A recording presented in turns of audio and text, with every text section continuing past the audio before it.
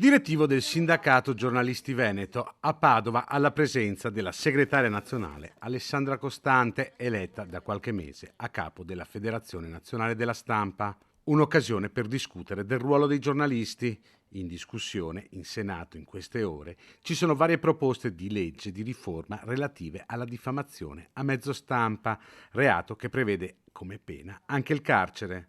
Una riforma che arriva dopo 2 sentenze della Corte Costituzionale che obbligano il Parlamento a legiferare.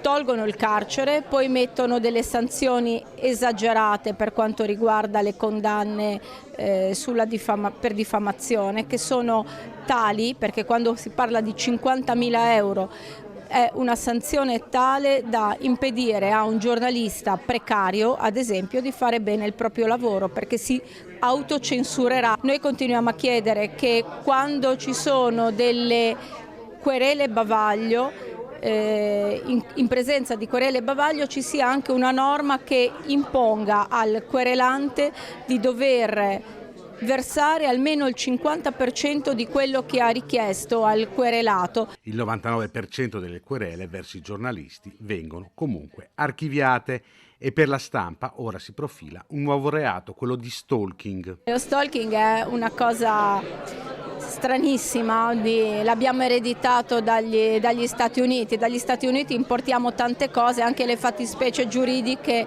più strane.